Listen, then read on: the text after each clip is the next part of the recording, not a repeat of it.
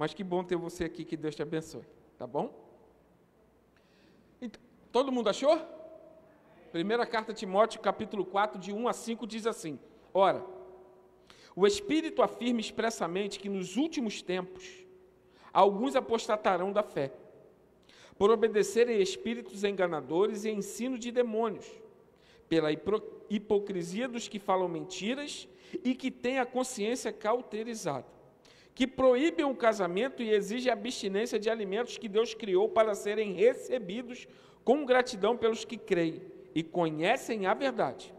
Pois tudo que Deus criou é bom. Abaixa um pouquinho o retorno daqui que está dando microfonia, por favor. Pois tudo que Deus criou é bom. E se recebido com gratidão, nada é recusável, porque é santificado pela palavra de Deus e pela oração. Irmãos,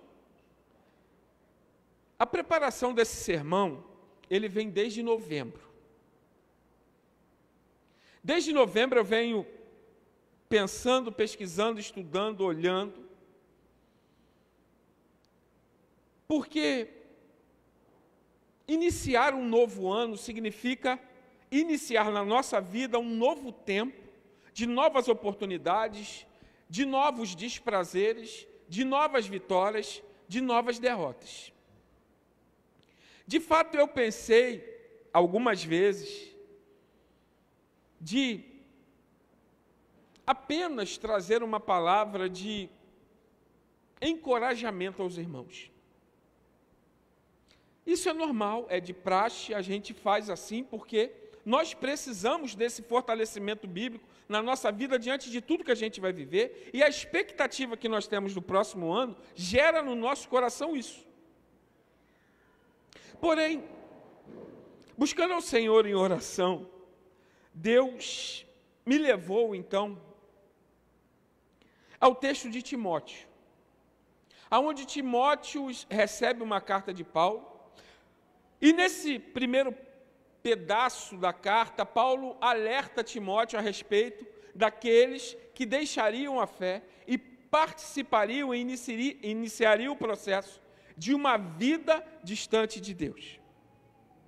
Mas não somente distante de Deus, causando distúrbio dentro da própria igreja e no anúncio do Evangelho, trazendo para este Evangelho coisas, assuntos, princípios que a Bíblia não diz. Entendi então que o sermão dessa noite, mais do que encorajador, é orientador. Nós estamos a horas do início de um novo governo, do início de novos governadores do Estado, por exemplo. Nós estamos diante de algumas incertezas e de outras certezas. Por isso, mais uma vez, Deus me levou a trazer uma palavra à igreja de orientação diante de coisas que podem acontecer e que algumas certamente acontecerão e outras já acontecem ao redor de cada um de nós. Por isso, nessa noite, nós lemos o texto onde Paulo orienta Timóteo a tomar cuidado com aqueles que apostataram da fé, que deixaram a fé de lado, que deixaram a sã doutrina de lado e passaram a viver situações que não condizem com a palavra de Deus. E Paulo cita três. Paulo cita três coisas que são indicadores de uma vida que apostata da fé.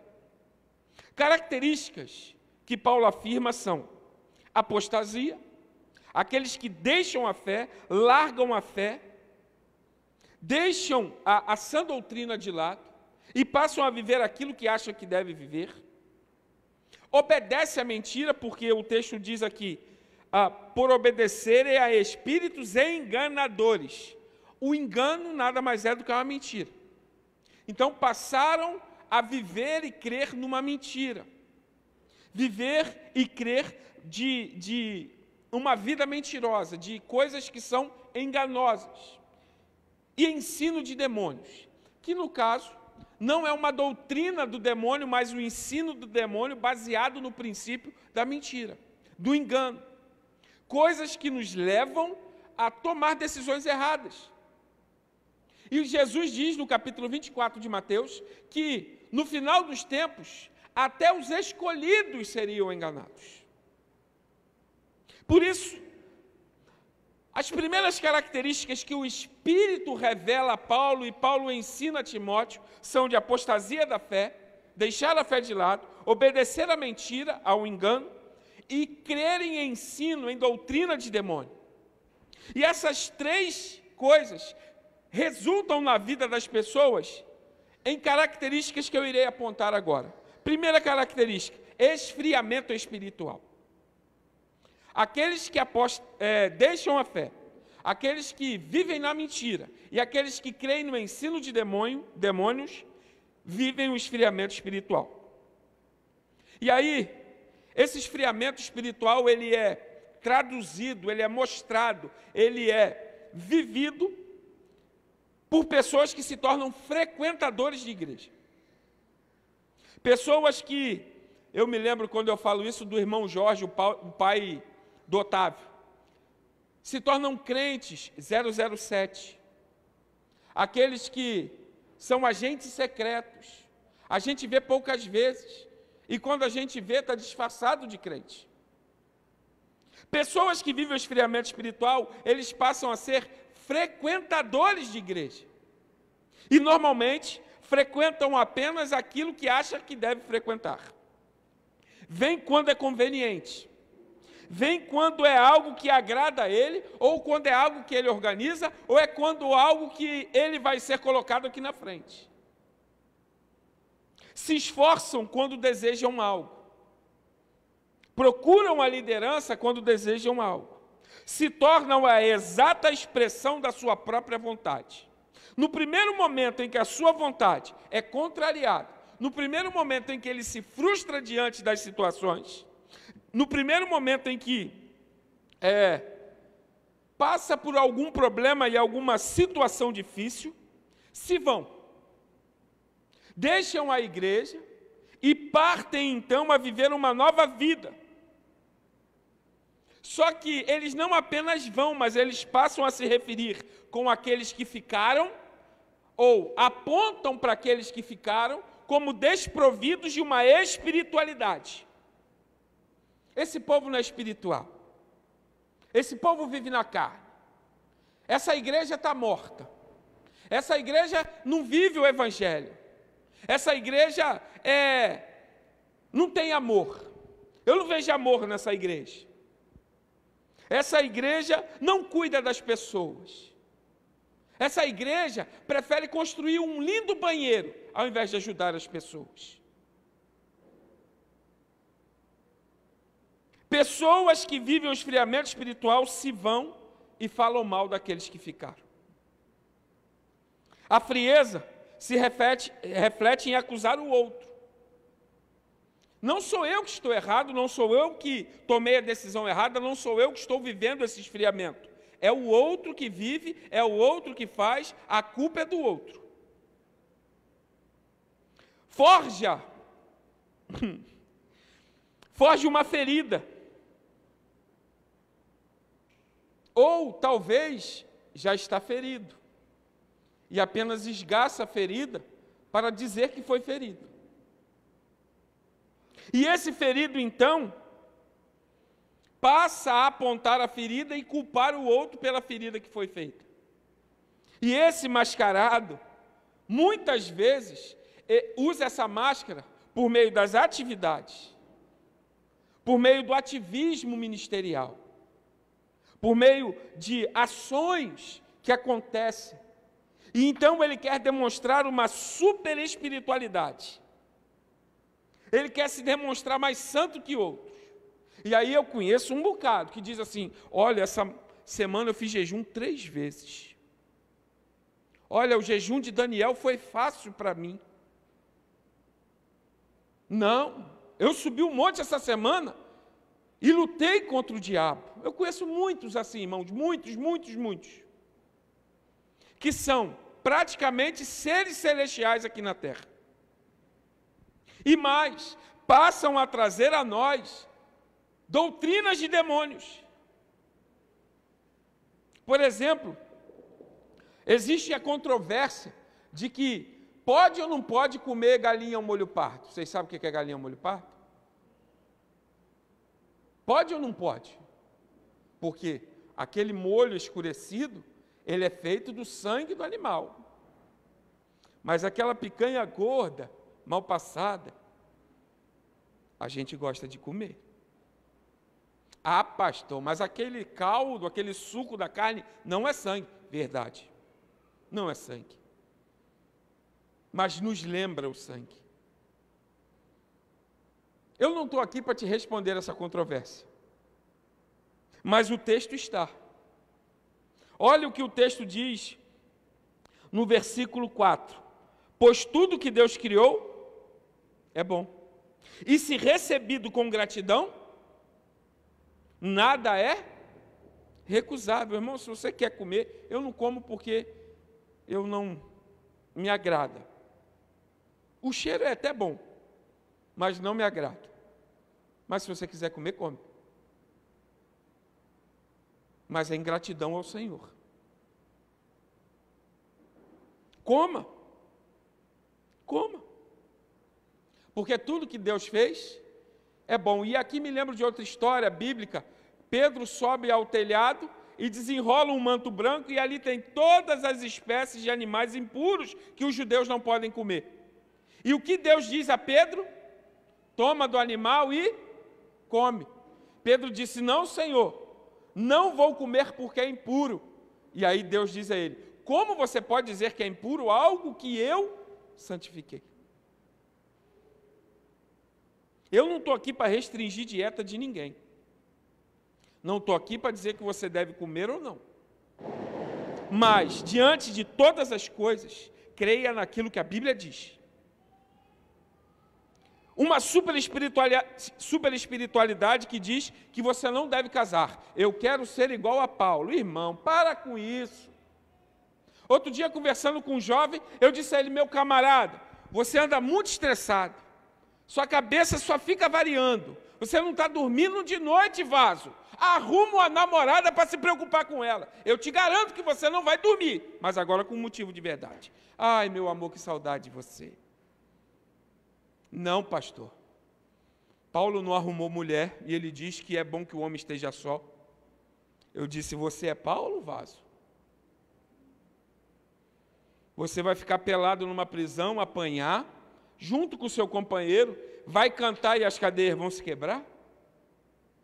Você está pronto para viver o ministério de Paulo na sua vida? O problema é que nós queremos assumir uma superpotência espiritual. E somos levados a achar que somos super espirituais, quando na realidade nós somos pessoas frias. Segunda característica, mundanismo. Caracterizado pelo jargão. O mundanismo na igreja é caracterizado por alguns jargões, mas eu vou dizer o primeiro, isso não tem nada a ver, o pastor está ficando doido.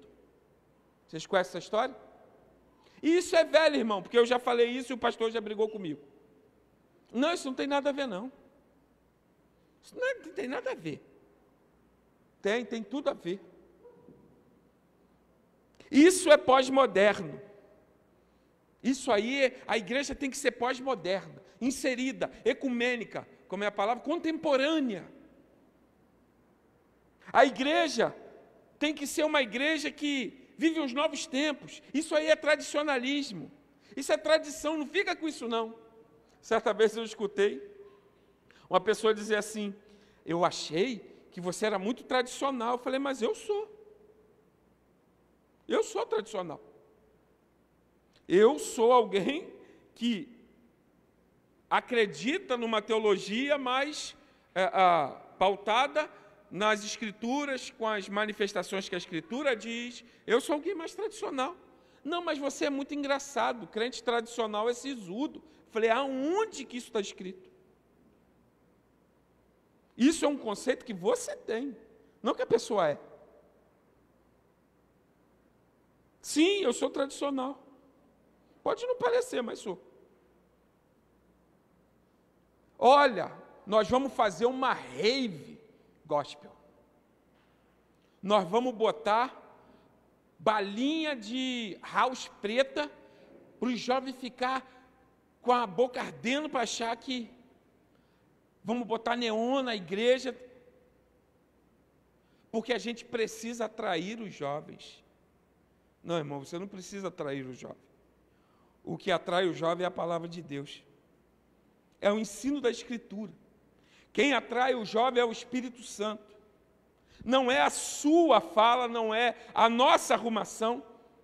Aí alguns vão dizer, pastor, mas olha a parede atrás de você. Olha, meu irmão, abre a live da igreja aí e olha a live da igreja. E aí você vai entender o motivo de toda essa parafernália que a gente fez aqui. As coisas são pensadas, motivadas para trazer, além de conforto, uma melhor possibilidade. Nós precisamos usar da modernidade aquilo que não fere a palavra de Deus. E rave gospel, carnaval gospel. Não, pastor, olha, nós vamos evangelizar no carnaval. Vaza, para com isso. Você quer dar um espacinho de samba? Seja sincero contigo mesmo. Bloco de carnaval gospel. Lá no Rio tem um bocado. Dá? Não, não dá. Não dá.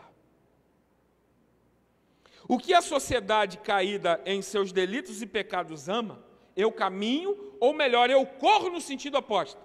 A sociedade ama isso aqui, o que é que eu tenho que fazer? Correr para cá. Eu tenho que ir no sentido contrário. A minha mão é contrária àquilo que o mundo ama. O mundo ama chegar em casa 4 horas da manhã, porque passou a noite acordado. Essa semana, na quinta-feira, escutei uma notícia do rádio de um jovem de 22 anos, que às 3 horas da manhã bateu de carro e perdeu a sua vida. Em alta velocidade em Macapá. Entrou por dentro da casa, feriu a dona da casa, veio a falecer e quase matou a velhinha. Se esse jovem estivesse em casa, jogando o seu videogame, às 3 horas da manhã, ele estaria vivo.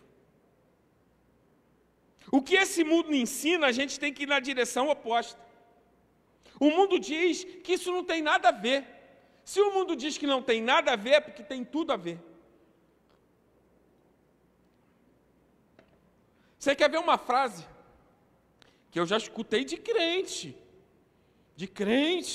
em Jesus Cristo? Todo tipo de amor vale. Vocês já escutaram isso? Não vale não, gente. Tanto o amor homossexual quanto o amor violento não vale. Mulheres que se sujeitam a homens, mesmo sofrendo violência do lar. Então, pastor, se uma mulher chegar para você e disser assim, pastor, meu marido está me batendo, vamos na delegacia. Eu não. Vai você. Ué, pastor, mas você acabou de dizer que nem todo tipo de amor vale? Não, irmão, não, nem todo tipo de amor vale. Mas eu te levo na delegacia, ele chega aqui com um buquê de rosa, vocês ficam de paz, beijinho, aquele negócio gostoso, e quem está errado? O pastor que te mandou na polícia. Então toma a sua atitude. Seja uma pessoa consciente. Mas homem também tem, homem que apanha de mulher, tem. E, segundo me falaram, a lei Maria da Penha serve para homem também, tá? Se apanhar de mulher, Maria da Penha nela. Não sei se isso é verdade, tá? Não pesquisei, nunca fiz pesquisa. Veja, nem todo tipo de amor vale. Agora, o verdadeiro amor de Cristo, esse sim vale. Só que esse tipo de amor diz para você assim, olha, você que está aí na vida de prostituição, você não pode mais se prostituir. Esse é o amor de Cristo. Ei, você que vive essa vida mundana, você que vive essa vida materialista, o meu amor diz para você não viver isso. Então o amor de Cristo, o amor verdadeiro de Cristo, nos aceita como somos, mas não nos deixa como a gente é. Ele nos transforma. O mundo quer direitos.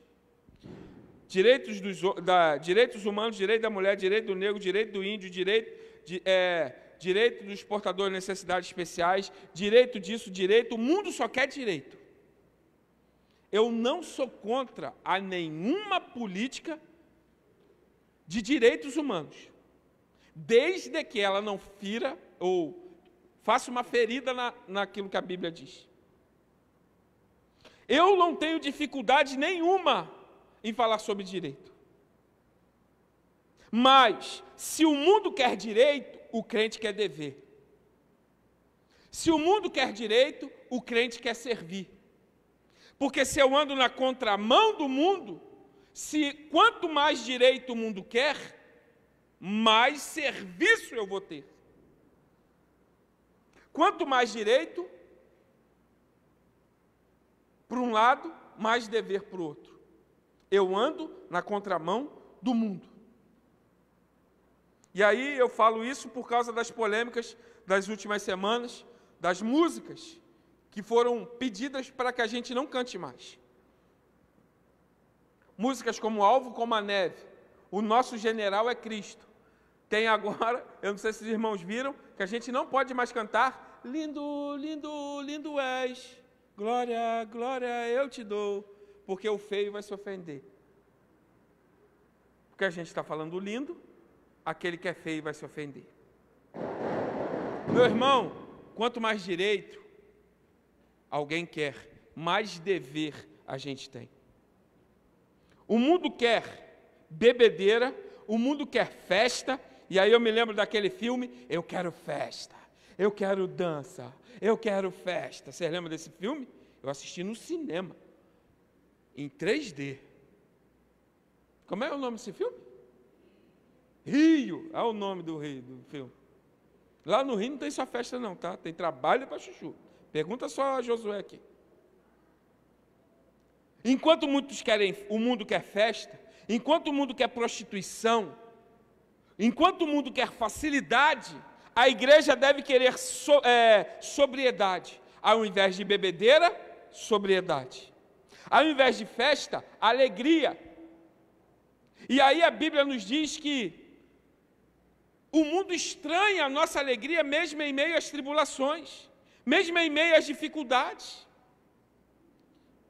Meu Deus do céu, a hora está voando. Enquanto o mundo diz prostituição, a igreja diz castidade. Enquanto o mundo diz facilidade, a gente fala em justiça, a gente fala em honestidade.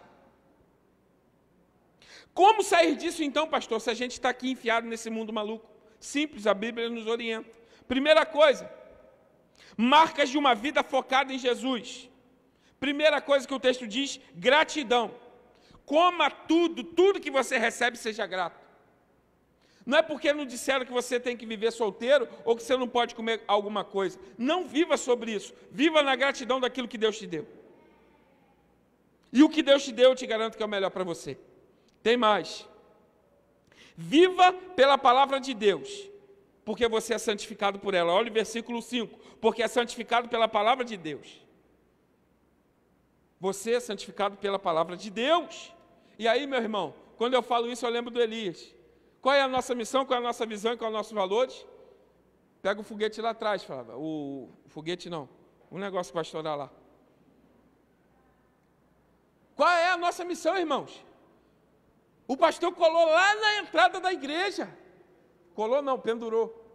Com a ajuda do irmão Sérgio, da irmã Luísa, que fizeram um trabalho de primeira qualidade. Parabéns, Deus abençoe a empresa de vocês. Nesse ano vai haver mais prosperidade sobre a vida de vocês. Sabe qual é a nossa missão? A nossa missão é qual, Elias? Ser um grupo de pessoas que salvas e redimidas. A igreja é formada por pessoas salvas e redimidas. Não existe igreja sem pessoas salvas e redimidas. Não existe igreja. Hoje eu vi um vídeo de uma mulher dizendo assim, e eu não tenho medo do que eu falo. Não tenho medo do que eu falo. Ela disse, sou lésbica, sou pastora, sou de Jesus. Aonde, bebê, que isso está escrito? Primeiro, que a Bíblia não orienta a consagração de mulheres ao ministério pastoral. Segundo, se ela não confessar o seu pecado, se arrepender dos seus maus caminhos, trocar a rota de vida, ela não é de Jesus. Porque o texto de Apocalipse diz que os homicidas, os homossexuais, os alcoólatras, não, os mentirosos, os fofoqueiros, não entrarão no reino dos céus. Então, irmãos, a nossa missão é ser um grupo de pessoas que salvas e redimidas por Jesus. Existem para glorificar a Deus vivendo o Evangelho de maneira simples e transferível, para que Jesus seja tudo em todos. Mas não só a nossa missão é essa, mas como a gente vai fazer isso? Sendo uma igreja bíblica que compartilha o Evangelho pelo relacionamento intencional, discipulando cada pessoa a servir nas celebrações e nos pequenos grupos por meio de seus dons espirituais e talentos. E no que nós vamos fundamentar a igreja? Simples. Atos capítulo 2, na doutrina dos apóstolos, o ensino apostólico. É o que a gente está fazendo aqui. Nós estamos aprendendo com Paulo, escrevendo a Timóteo. Comunhão. A atitude de vivenciar a vida em igreja. Meu irmão, se você acha que você precisa só vir domingo à noite para assistir um gordo bonitinho lá do Rio de Janeiro, falar umas palavras bonitas, você está enganado. É vivenciar a vida em igreja. É saber, por exemplo, por que a irmã Ediele e a irmã Iriana não estão aqui nessa noite. A irmã Iriana senta mais ou menos aí onde a sua nora está. Sempre aí. Mas ela não está aqui hoje. No entanto, a cadeira dela está com outra pessoa. Eu decoro as pessoas que vêm na igreja pelo lugar que elas sentam. O meu amigo Aminadab sempre senta lá no final, na última fileira. Sempre na cadeira da ponta de dentro.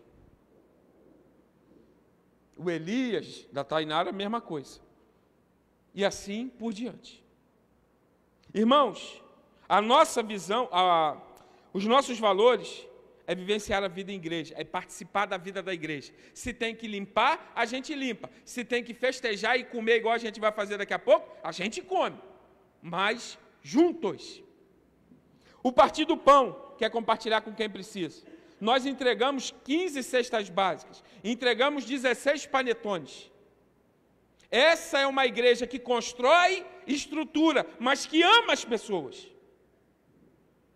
E quem disse isso, usou uma palavra mal falada. E precisa se arrepender disso. E por último, oração, que é o que está aqui nesse texto. Nós somos santificados pela palavra de Deus e oração. Buscar a Deus e entender a sua vontade. Se nós não vivermos assim, por meio disso, nós não seremos uma igreja. Nós seremos umas pessoas que se reúnem para ouvir um discurso, mas não uma igreja. Sua espiritualidade está ligada à oração. Viva as metas bíblicas para o próximo ano. E aí eu te pergunto, qual é o tema do sermão mesmo? Aqueles que vieram quarta e domingo de manhã escutaram várias vezes. Qual é a sua agenda para 2023? O que está lá? O que você vai fazer na primeira quarta-feira do mês?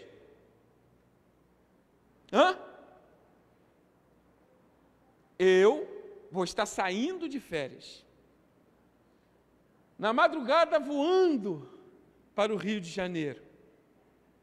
Encontrar o meu povo. Almoçar, que é uma beleza, porque minha sobrinha já fez cardápio da semana toda. Ela só está preocupada com a comida. Graças a Deus, meu pai. Mas e você, o que vai fazer na primeira quarta-feira?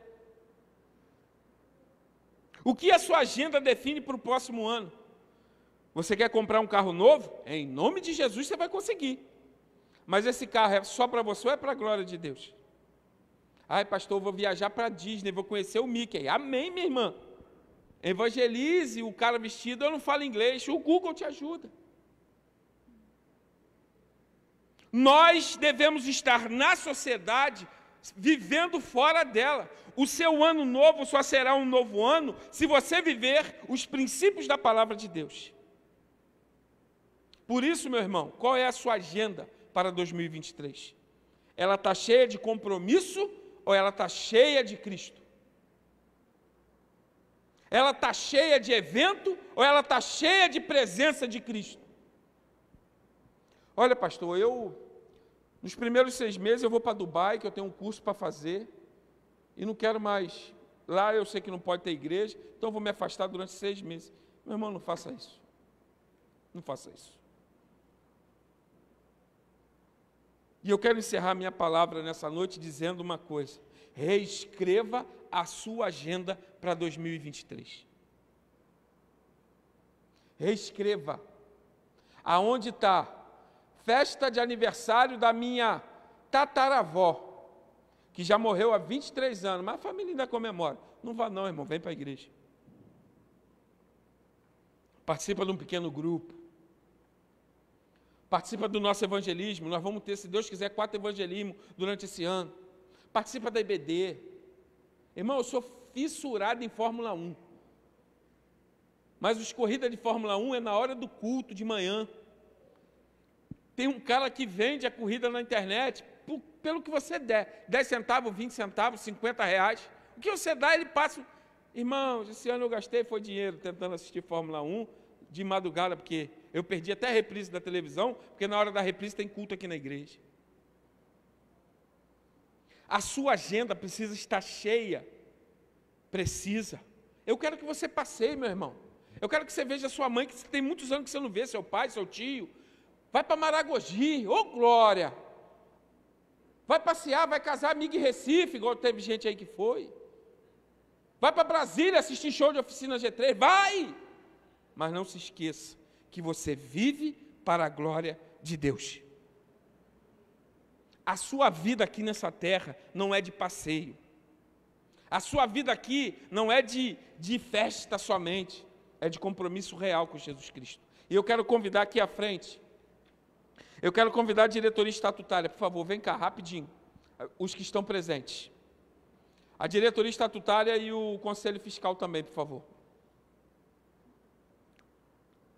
Rapidinho, rapidinho.